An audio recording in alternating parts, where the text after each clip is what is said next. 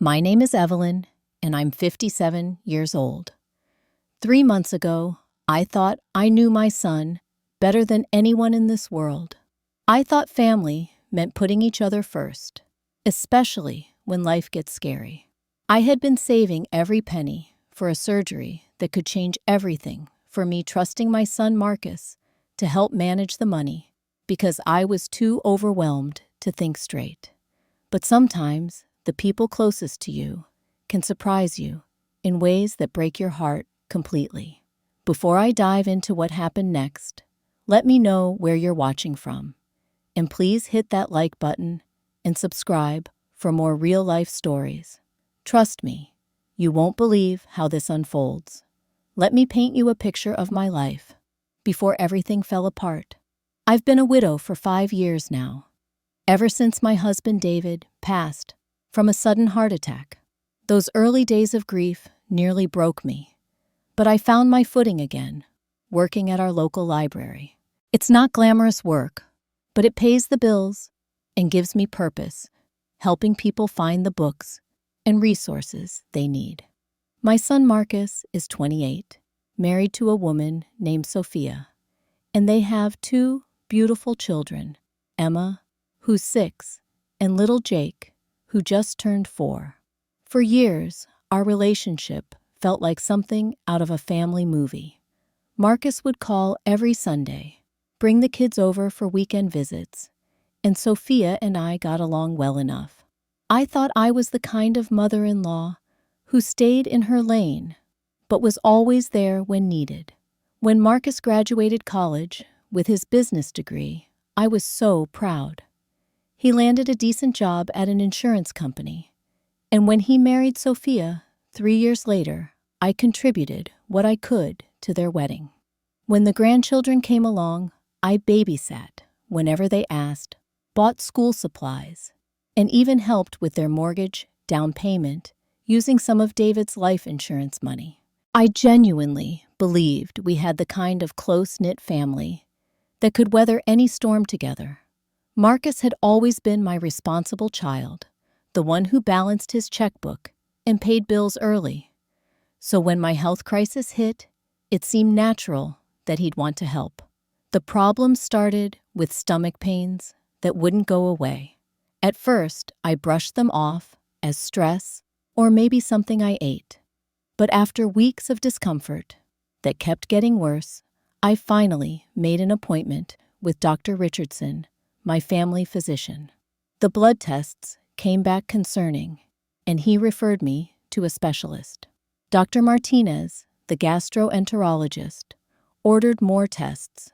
An endoscopy, CT scans, more blood work. The waiting was agony, but nothing prepared me for sitting in his office 3 weeks later as he explained I needed surgery. Not the simple outpatient kind, but a major procedure that would require weeks of recovery and significant medical bills. My insurance would cover about 60% of the costs, leaving me responsible for roughly $43,000. For someone living on a librarian's salary with modest savings, this was overwhelming. Dr. Martinez stressed that while the surgery wasn't immediately life-threatening, delaying, it could lead to more serious complications down the road. That night, I sat at my kitchen table with a calculator, bank statements, and a growing sense of panic. I had about $28,000 in savings, my emergency fund, that David always insisted we maintain. I could liquidate some of David's old retirement account, though there would be penalties. I started making lists of expenses. I could cut items I could sell. When Marcus came over that weekend with the family, I must have looked terrible because he immediately asked what was wrong. I explained the situation, trying to stay strong, but feeling the weight of it all. That's when Marcus surprised me. He said, "Mom, let me help you with the financial planning. You're stressed, and you shouldn't have to deal with all these numbers right now. We can set up a joint account, and I'll help you organize everything." It seemed like such a loving gesture. Marcus had always been good with money, and I was feeling overwhelmed trying to coordinate medical bills, insurance claims, and payment plans. Having someone I trusted completely handle the logistics felt like a huge relief. We went to the bank the following Tuesday. Marcus was so professional, asking all the right questions about account access and making sure we understood all the terms. The banker explained that with both our names on the account, either of us could make transactions. But Marcus assured me he'd consult with me before any major decisions. I transferred $43,000 into that account. Every penny I could scrape together for this surgery. Marcus gave me a hug in the parking lot and said, "Don't worry, Mom. We're going to get through this together." For the first time since my diagnosis, I felt like I could breathe again. The first few weeks after setting up our joint account, everything seemed normal. Marcus called regularly to check on my health, asked about my appointments with Dr. Martinez, and even offered to drive me to the pre-surgical consultations. I thought having his support made me the luckiest woman in the world. But then small things started feeling off. Marcus, who used to return my calls within hours, began taking longer to respond. When I'd call in the evening, Sophia would answer and say he was dealing with work stuff or in meetings. This seemed strange, since Marcus had never worked late hours before, but I didn't want to be the kind of mother who questioned every little change. The first thing that really caught my attention was during a visit to their house, about 6 weeks after we'd set up the account. I walked into their living room and stopped dead in my tracks. Where their old 32-inch television used to sit there was now a massive 75-inch smart TV mounted on the wall with a sophisticated sound system. In the corner of the room sat a brand new gaming system I'd never seen before, and Emma was playing with what looked like very expensive electronic toys. Jake had a collection of remote control cars that I knew cost hundreds of dollars because I'd priced them for his birthday. "Wow," I said, trying to keep my voice light. "You've been doing some shopping." Marcus was in the kitchen, and I heard him pause before walking into the room. "Oh, that stuff. Yeah, I got a bonus at work. Figured it was time to upgrade some things for the family." Sophia smiled, but it didn't reach her eyes. Marcus works so hard, he deserves nice things. I wanted to believe it. Marcus was good at his job, and bonuses weren't unheard of in the insurance industry. But something about the timing felt strange. This was a lot of expensive items all at once, and Marcus had never mentioned being up for a bonus. Over the next few visits, I noticed more changes. Sophia had new jewelry, expensive handbags I recognized from department store windows. Their refrigerator was stocked with premium groceries, organic everything, the kinds of brands I considered special occasion purchases. When I gently asked Marcus about his windfall bonus, he became evasive. "It's complicated, Mom. Tax stuff. I don't want to bore you with the details." The conversation felt forced, unlike our usually easy talks about everything and nothing. Marcus kept checking his phone, and Sophia seemed anxious to change the subject whenever money came up. I started having trouble sleeping, not just because of my health concerns, but because something felt wrong in a way I couldn't pinpoint. I'd raised Marcus, and I knew his tells when he wasn't being completely honest. The way he avoided eye contact when discussing the bonus, how quickly he changed the subject when I asked follow-up questions. 3 weeks before my scheduled surgery, I decided to check on our joint account. I'd been trying to give Marcus space to manage things, but I wanted to make sure all the medical payments were properly organized. When I called the bank to inquire about recent activity, the customer service representative asked if I wanted her to mail me a statement or if I had online access. I realized that Marcus had set up all the online banking and I didn't have the login information. "Actually," I said, Could you just tell me the current balance? There was a pause, then typing. The current balance is $3,218. My heart stopped. I'm sorry. Could you repeat that? $3,218, ma'am.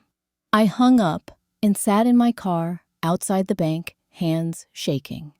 $43,000 had somehow become $3,000. There had to be a mistake. Maybe medical bills had been automatically deducted, or Marcus had moved money to a different account for better organization. I called Marcus immediately, but it went straight to voicemail. I tried again an hour later, then again that evening.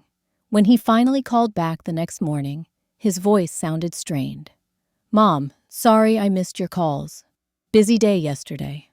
Marcus, I need to ask you about the account. I checked the balance and there seems to be some confusion. The silence stretched too long. What kind of confusion? There's only $3,000 left. Where did the rest go? Another pause. Mom, don't worry about it. Everything's under control. I moved some money around for better interest rates. The surgery fund is safe.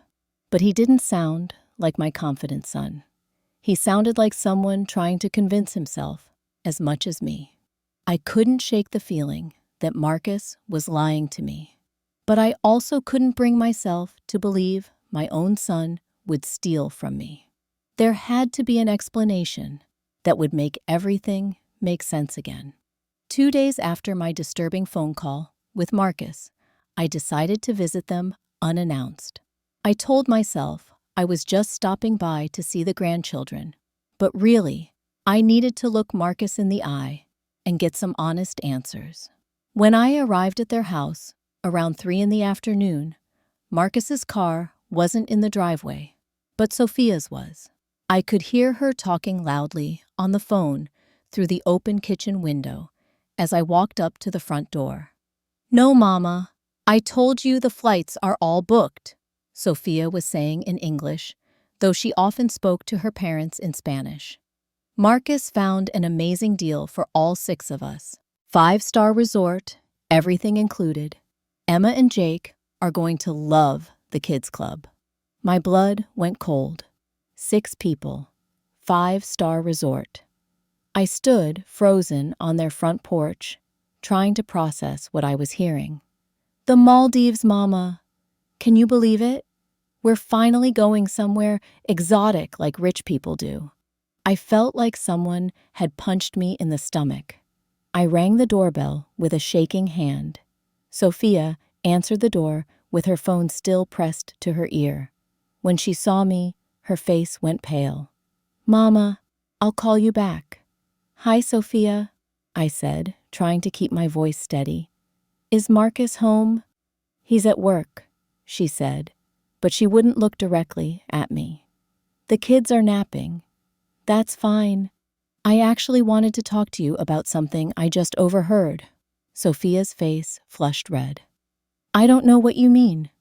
The Maldives, Sophia. You were talking about a trip to the Maldives. She crossed her arms defensively. Marcus got another bonus. A big one. He wanted to surprise you. But since you're being nosy, yes, we're taking a family vacation. With your parents. They've never been anywhere nice. Marcus thought it would be good for the kids to spend time with their grandparents, somewhere special. I felt rage building in my chest, but I kept my voice calm. Sophia, that money you're spending on this trip, where exactly did it come from? I already told you. Marcus got a bonus. Show me the pay stub. Sophia's defensive posture crumbled slightly. That's between Marcus and his employer. Sophia, I need you to be completely honest with me right now. Is Marcus using the money from our joint account for this vacation? She looked away. You'll have to talk to Marcus about that. I left their house and drove straight to Marcus's office. I'd never shown up at his workplace unannounced, but desperate times called for desperate measures. The receptionist seemed surprised to see me, but buzzed Marcus to let him know I was there. When Marcus came out to meet me in the lobby, he looked genuinely shocked. Mom, what are you doing here? Is everything okay? We need to talk. Privately.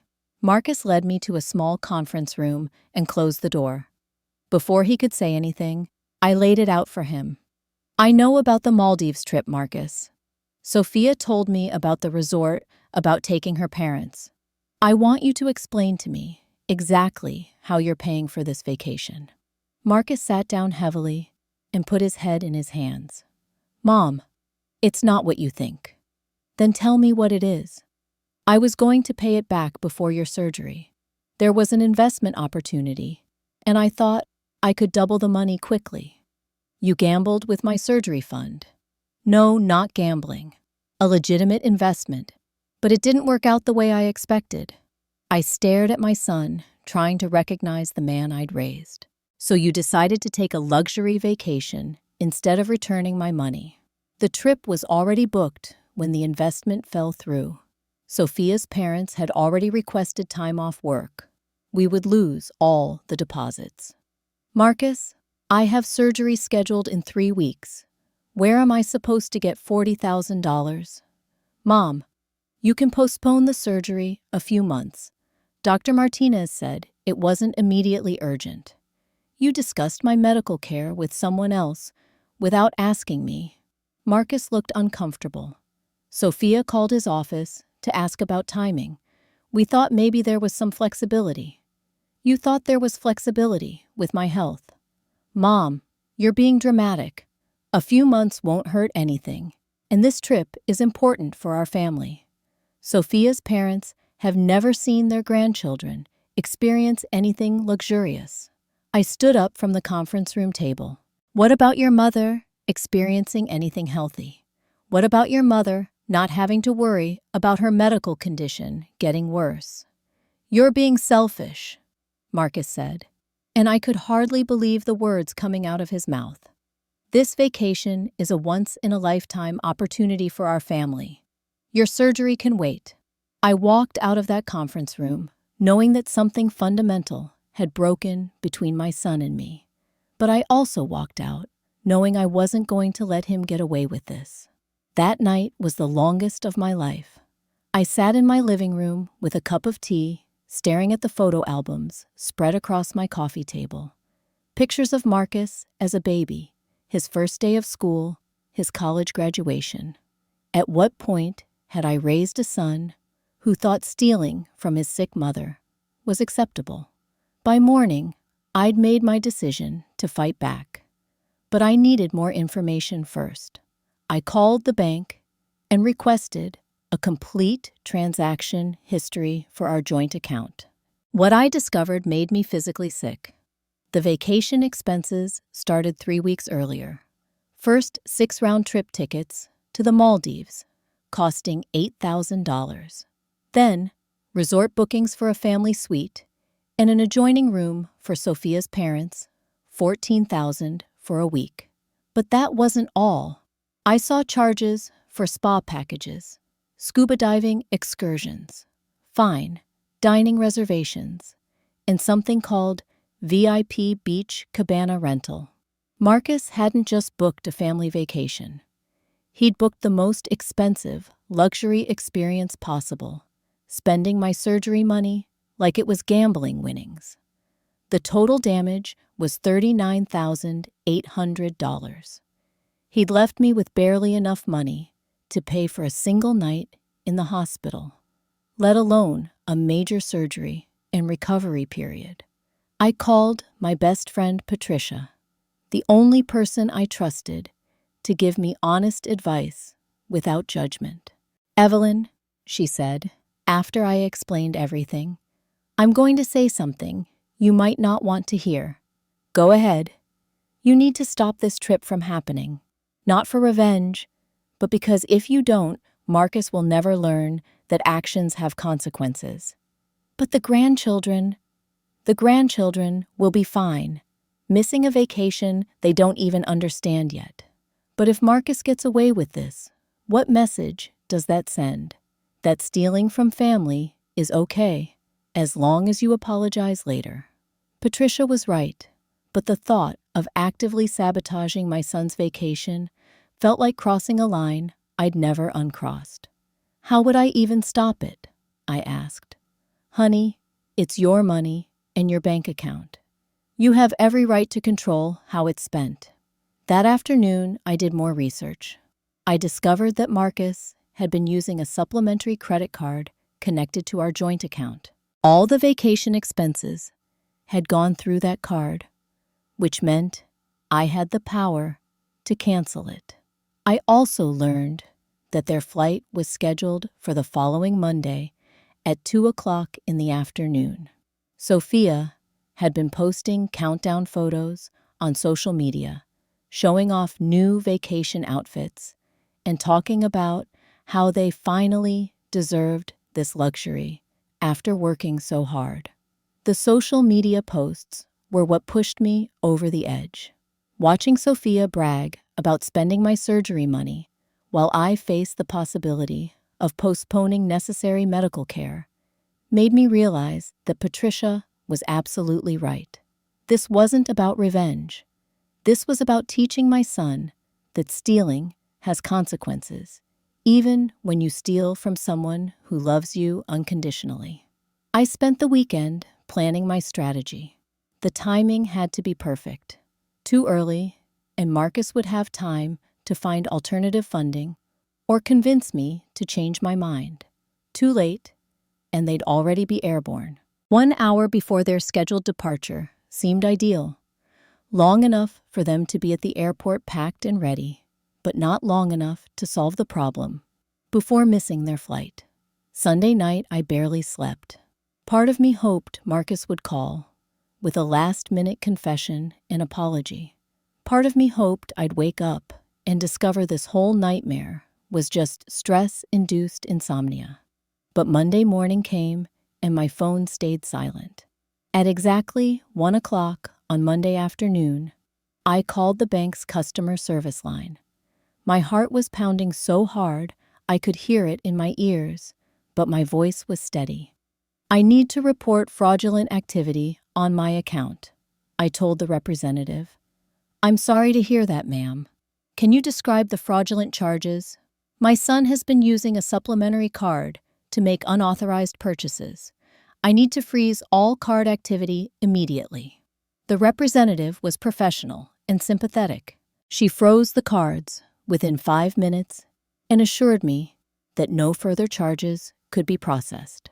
She also explained that since I was the primary account holder and had reported unauthorized use, the bank would investigate the charges. After I hung up, I sat in my living room and waited. I knew it wouldn't take long. At 1:45, my phone rang. Marcus's name appeared on the screen. Mom. Marcus's voice was panicked and angry. What did you do? I protected my medical fund, I said calmly. We're at the airport. Our flight leaves in 15 minutes. Sophia's parents are here. The kids are excited, and our credit card just got declined for the airport parking. I could hear chaos in the background. Sophia was crying. Children were asking confused questions, and someone was speaking rapidly in Spanish. Marcus, I told you that money was for my surgery. You can't do this to us. Do you have any idea how embarrassing this is? Sophia's parents think we lied about being able to afford this trip. Did you lie about being able to afford it? That's not the point. That's exactly the point, Marcus. You stole from me, and now you're facing the consequences. Sophia grabbed the phone. Evelyn, you are a selfish old woman. This vacation was for the whole family. Those kids were so excited. Sophia, those kids will have many more vacations in their lives. I may not have many more chances at staying healthy. Your surgery isn't even urgent. Marcus told me the doctor said you could wait. Marcus doesn't know what the doctor told me because Marcus never bothered to ask about the details. He was too busy planning your luxury vacation. Marcus took the phone back. Mom, please, just unfreeze the card for today. We'll figure out the money situation when we get back. With what money, Marcus? You've already spent it all. I'll get a loan. I'll work overtime. Please don't do this. Marcus, I'm going to say something to you, and I want you to listen carefully. That money you spent represents every dollar I could scrape together to possibly save my life. When you decided your vacation was more important than my health, you made a choice. Now, you get to live with that choice. Mom, I hung up the phone.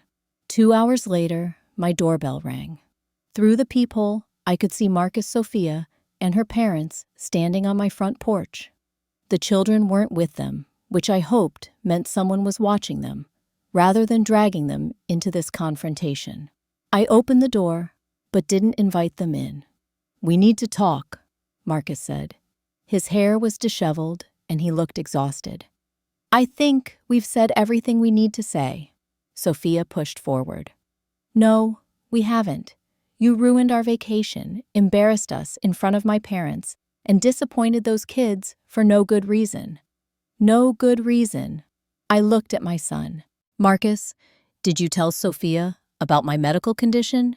Does she understand why I need surgery?" Marcus looked uncomfortable. "She knows you're having some procedure done." "Some procedure?" I stared at him. "Marcus, this surgery could prevent my condition from becoming life-threatening. This isn't cosmetic surgery or some optional treatment. This is my health." Sophia's parents were speaking rapidly to her in Spanish. I could tell they were asking for translation, but Sophia seemed reluctant to explain. "Even if it's serious," Sophia said, "you could get a medical loan. People do it all the time. At 20% interest, that would cost me hundreds of thousands over time. That's better than ruining our family vacation." I looked at my son, waiting for him to say something, anything, that showed he understood the magnitude of what he'd done. Instead, he just stood there, looking defeated. "I want all of you to leave my property," I said quietly. "Mom, don't be like this," Marcus said. "We can work something out." "Marcus, you spent 3 weeks lying to me about where my money was going. You made medical decisions on my behalf without consulting me. You prioritized a luxury vacation over your mother's health. What exactly do you think we can work out? I'll pay you back." "When?" "I don't know. Soon." "That's not an answer, and it's too late anyway. My surgery is scheduled for next week." Sophia stepped forward aggressively. "Then postpone it. We already lost all our deposits. Get off my property," I said, stepping back and closing the door. They stood on my porch for another 10 minutes, ringing the doorbell and knocking. I could hear Sophia crying and Marcus trying to convince me to open the door. Finally, they gave up and left. The week before my surgery was the loneliest of my life. Marcus sent several text messages, but they all followed the same pattern. First apologies, then explanations about pressure from Sophia's family, then subtle guilt trips about disappointing the grandchildren, and finally, anger about my overreaction. Not once did he ask about my health or express concern about the surgery itself. Patricia stayed with me the 2 nights before the procedure, helping me prepare my house for recovery and making sure I had everything I needed. My neighbor Carol offered to drive me to the hospital, and several friends from the library sent flowers and cards. The contrast was stark. The people who had no obligation to care for me were showing up while my own son was still focused on the vacation I'd ruined. The surgery went well. Dr. Martinez was pleased with how everything proceeded, and the recovery timeline looked positive. When I woke up in the recovery room, Patricia was there holding my hand. "How do you feel?" she asked. "Relieved," I said, and I meant it. Not just about the surgery, but about discovering who I could really count on. I spent 3 days in the hospital. Friends visited bringing books and magazines. Carol came by every afternoon with updates from the library. My church sent a care package with homemade soup and get well cards from the congregation. Marcus never came to the hospital. On my second day, home still moving carefully, and taking pain medication, I heard a car in my driveway.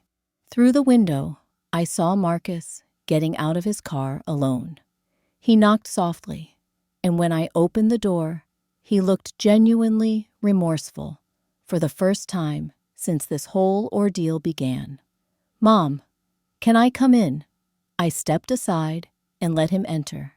He sat down carefully in the chair across from my couch, giving me space, but staying close enough that we could talk without raising our voices. "How are you feeling?" he asked. "I'm recovering well. The doctor says the surgery was successful."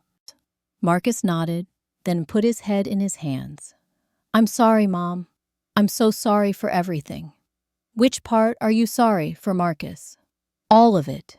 Taking your money, lying to you, not being here for your surgery. I don't know what happened to me.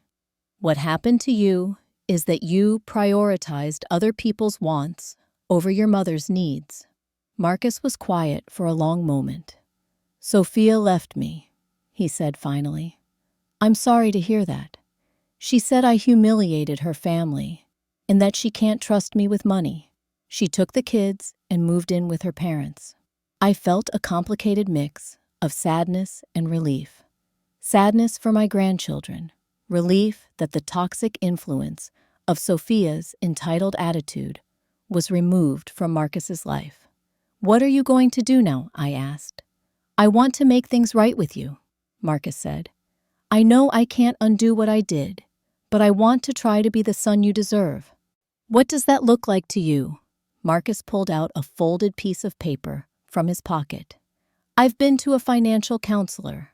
I have a plan to pay you back every penny with interest. It'll take me 2 years of living, very simply, but I can do it." He handed me the paper. It was a detailed budget showing how he could repay me $300 per month while covering his basic living expenses and child support. "Marcus, this budget assumes you're living somewhere very inexpensive. I was hoping," he said quietly, "that maybe I could rent your guest room. I know I don't deserve to ask for help, but I want to be close enough to take care of you while you recover. And honestly, I think I need to remember what it means to be part of a family that puts each other first." I studied my son's face. He looked older than he had a month ago, worn down by consequences and regret. But he also looked more honest than he had in months. "There would be conditions," I said. "Whatever you think is fair. You pay me rent, even though it's my house. You contribute to groceries and utilities. You help me during my recovery period. And Marcus, if you ever lie to me about money again, you're out immediately." "I understand. And we're going to therapy together. I need to understand how we got here, and you need to understand the damage you did to our relationship." Marcus nodded. "Whatever it takes." 6 months later, Marcus moved into his own apartment across town. We'd rebuilt enough trust that I was comfortable with him managing his own finances again, and I was fully recovered from surgery. Our therapy sessions had helped both of us understand how years of small boundary crossings had led to the major violation. Marcus had learned to budget responsibly, had a visitation schedule with his children that he never missed, and had paid back $8,000 of what he owed me. More importantly, he'd learned to be honest about his limitations, instead of making promises he couldn't keep. Sophia and I maintained a civil relationship for the sake of the grandchildren, though she never apologized for her role in the situation. The children adjusted well to their parents' divorce, and I made sure they knew they were loved by both sides of their family, even if the adults had made mistakes. I learned something valuable through this painful experience. Loving someone doesn't mean enabling their poor choices. Sometimes the most loving thing you can do is let someone face the consequences of their actions, even when it hurts you both. When people ask me if I regret freezing those credit cards and ruining their vacation, I tell them this. I regret that it was necessary, but I don't regret doing it.